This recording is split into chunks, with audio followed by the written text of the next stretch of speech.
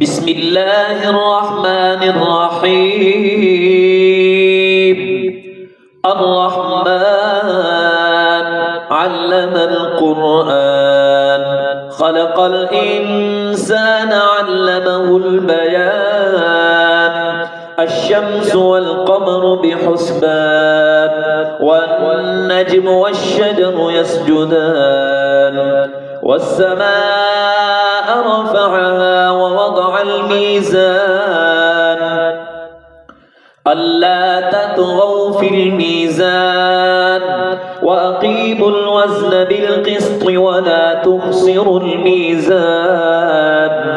والأرض وضعها للأنام، فيها فاكهة والنخل ذات الأكمام، والحب ذو العصف والريحان. فبأي آلاء ربكما تكذبان؟ خلق الإنسان من صلصال كالفخار، وخلق الجان من مارج من نار. فبأي آلاء ربكما تكذبان؟ رب المشرقين ورب المغربين. فبأي آلاء ربكما تكذبان؟ مرج البحرين يلتقيان بينهما برزخ لا يبغيان. فبأي آلاء ربكما تكذبان؟ يخرج منهما اللؤلؤ والمرجان. فبأي آلاء ربكما تكذبان؟ وله الجوار المنشآت في البحر كالأعلام. فبأي آلاء ربكما تكذبان؟ كل من عليها فان ويبقى وجه ربك ذو الجلال والإكرام. فبأي آلاء ربكما تكذبان؟ يسأله من في السماوات والأرض كل يوم هو في شأن. فبأي آلاء ربكما تكذبان؟ سنفرغ لكم أيها الثقلان. فبأي آلاء ربكما تكذبان؟ يا معشر الجن والإنس إن استطعتم أن تنفذوا من أقطار السماوات والأرض فانفذوا، لا تنفذون إلا بسلطان. فبأي آلاء ربكما تكذبان؟ يرسل عليكما شواظ من نار ونحاس فلا تنتصران. فبأي آلاء ربكما تكذبان؟ فإذا انشقت السماء فكانت وردة كالدهان. فبأي آلاء ربكما تكذبان؟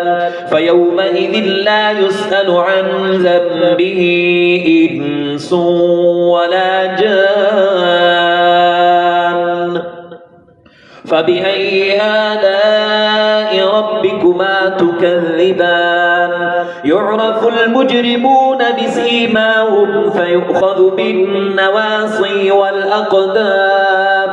فبأي آلاء ربكما تكذبان؟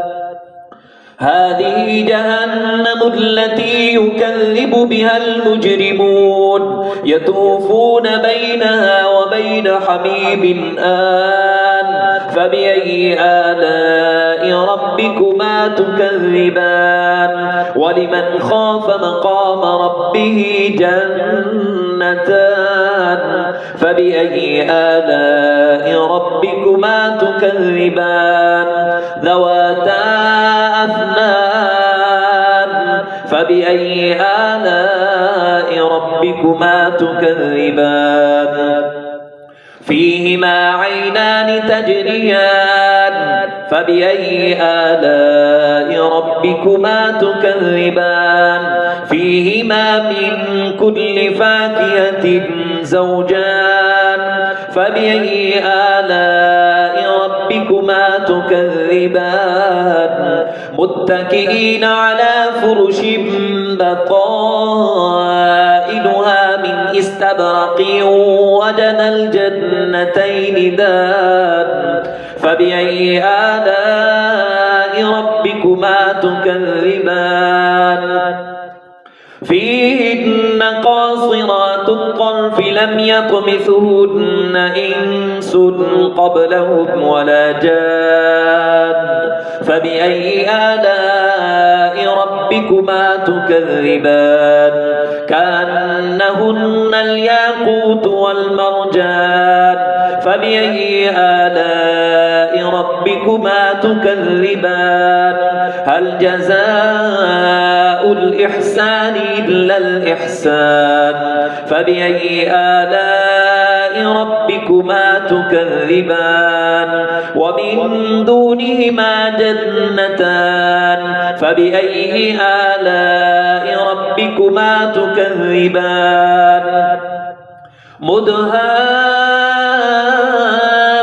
مدهامتان فبأي آلاء ربكما تكذبان فيهما عينان نضاختان فبأي آلاء ربكما تكذبان فيهما فاكهة ونخل ورمان فبأي آلاء ربكما تكذبان فيهن خيرات حسان فبأي آلاء ربكما تكذبان حور مقصورات في الخيام فبأي آلاء ربكما تكذبان لم يطمثهن إنس قبلهم ولا جان فبأي آلاء ربكما تكذبان متكئين على رفرف خضر وعبقري حسان فبأي آلاء ربكما تكذبان تبارك اسم ربك ذي الجلال والإكرام